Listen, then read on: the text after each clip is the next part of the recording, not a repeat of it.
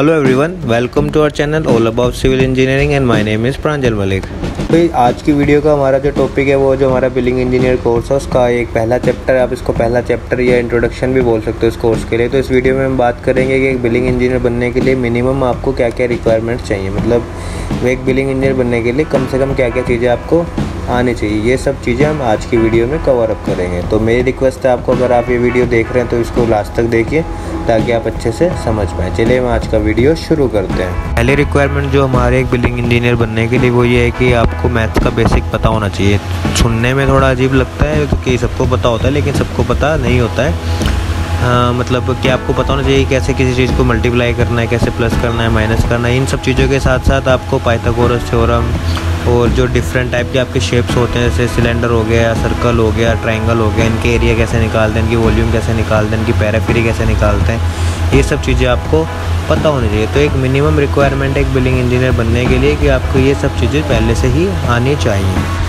दूसरी रिक्वायरमेंट है आपके, अगर आप एक सिविल इंजीनियर हो, आप सिविल इंजीनियर से बिलिंग इंजीनियर बनना चाहते हो, तो जो दूसरी रिक्वायरमेंट आपको है वो ये है कि आपको ड्राइंग्स पढ़नी आनी चाहिए। मतलब बेसिक्स आपको पता होना चाहिए कि किसी ड्राइंग को हम कैसे स्टडी करते हैं, किसी ड्राइंग का आर्किटेक्चरल प्लान कैसे देखते हैं, उसका स्ट्रक्चरल प्लान कैसे देखते हैं, उसके सेक्शंस, उसके एलिवेशंस, ये सब चीज़ें आपको पता होनी चाहिए। अगर आप सपोज़ करो अगर आप कहीं ब्रिक वर्क की मेजरमेंट कर रहे हो, ब्रिक वर्क की क्वांटिटी निकाल रहे हो, तो आपको पता होना चाहिए ब्रिक वर्क की मेजरमेंट करने से पहले आपको किन किन ड्राइंग्स की ज़रूरत पड़ेगी, उनको कैसे पढ़ा जाएगा। जैसे कि आपको एक फ्लोर प्लान चाहिए, ब्रिक वर्क का प्लान चाहिए, फिर उसमें जो डिडक्शन होनी है, जो डोर विंडो आ रही है उनकी आपको ड्राइंग चाहिए, तभी जाके आप प्रॉपर मेजरमेंट कर पाओगे एक ब्रिक वर्क की, एक फ्लोर के, कहीं की भी। तो ड्राइंग स्टडी करना, उसका बेसिक्स आपको कम से कम पता होना चाहिए एक बिलिंग इंजीनियर बनने के लिए। अगली रिक्वायरमेंट जो है बिलिंग इंजीनियर बनने के लिए, वैसे ये कंपलसरी तो नहीं है बट आज के टाइम पे कंपलसरी है, क्योंकि सब चीज़ें अब कंप्यूटराइज होती हैं। वो आप देखो वो वाला टाइम तो नहीं रहा ना कि आप ऐसे हाथ से रजिस्टर पे काम कर रहे हो या ऐसे क्वांटिटी बना रहे हो रजिस्टर पे, फिर उससे एमबीए बना रहे हो। ऐसा कुछ नहीं है। आपको कंप्यूटर का बेसिक पता होना चाहिए और आपको एमएस ऑफिस चलाना आना चाहिए काफ़ी अच्छी तरह से, तभी आप एक बिलिंग इंजीनियर बन सकते हो। क्योंकि जो भी काम है कैलकुलेशन से रिलेटेड या प्रोजेक्ट की प्लानिंग से रिलेटेड, मतलब जो भी काम एक बिलिंग इंजीनियर करता है, सब काम मैथमेटिक्स से उसके रिलेटेड होते हैं। वो सब काम एमएस ऑफिस पे होते हैं, एमएस एक्सेल पे, एमएस वर्ड पे, एमएस प्रोजेक्ट पे। तो एमएस ऑफिस आपको अच्छे से चलाना आना चाहिए, तभी आप एक बिलिंग इंजीनियर बन सकते हैं। ये एक रिक्वायरमेंट ऐसी है जो आपको फुलफ़िल करनी पड़ेगी, आपको पहले से आना चाहिए। अगर आप बिलिंग इंजीनियर कोर्स को, जो हम ये इसका पहला चैप्टर है, अगर आप इसको देख रहे हैं तो अगले चैप्टर आप तभी देखें अगर आपको एमएस ऑफिस चलाना आता है। अगर कम से कम एमएस एक्सेल तो आपको चलाना आना चाहिए, तभी आप एक बिलिंग इंजीनियर बन सकते हैं।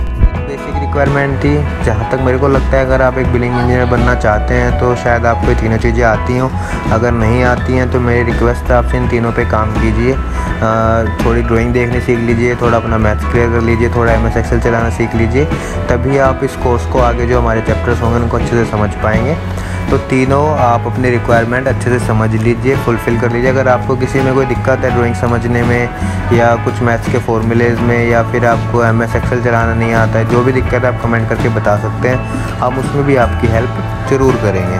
अब हम बात करते हैं कि बिलिंग इंजीनियर काम क्या क्या करता है। बिलिंग इंजीनियर की जो रिस्पॉन्सिबिलिटीज़ होती हैं कंस्ट्रक्शन साइट पे, वो क्या क्या होती हैं। यार एक मैं आपको बताऊं, एक बिलिंग इंजीनियर के पास ना बहुत सारे काम होते हैं, बहुत काम करता है। सिर्फ क्वांटिटी सर्वेइंग करके बिल बनाना ये एक बिलिंग इंजीनियर का काम नहीं होता है। बिलिंग इंजीनियर बहुत सारे काम करता है। ये तो सिर्फ एक प्राइमरी स्टेज है एक बिलिंग इंजीनियर के लिए, क्वांटिटिफिकेशन करके उसका बिल रेज करना। उसके बाद उसके पास बहुत सारे काम होते हैं। आपको बहुत सारे काम आने चाहिए अगर आप एक सक्सेसफुल बिलिंग इंजीनियर बनने चाहते हैं। जैसे कि आपको मटेरियल की कंजप्शन अगर निकालनी है कि किस आइटम में मेरा कितना मटेरियल लगा है। जैसे ब्रिक वर्क का आपका आइटम है तो उसमें कितनी ब्रिक्स लगी हैं, कितना सीमेंट लगा है, कितना गोरसेंट लगा है और कितना लगना चाहिए था, कितनी वेस्टेज आई है, उसको हम बोलते हैं मटेरियल रिकॉन्सिलेशन। ऐसे स्टील का आपको पता होना चाहिए, हर मटेरियल का आपको पता होना चाहिए, तभी आप एक अच्छे बिलिंग इंजीनियर बन सकते हो। जैसे कि मटेरियल एस्केलेशन हो गया कि मान लो अगर आपने कोई मटेरियल जब आपका बीओक्यू बना था वो 45 रुपये का था, काम चलते चलते वो हो गया 55 रुपये का,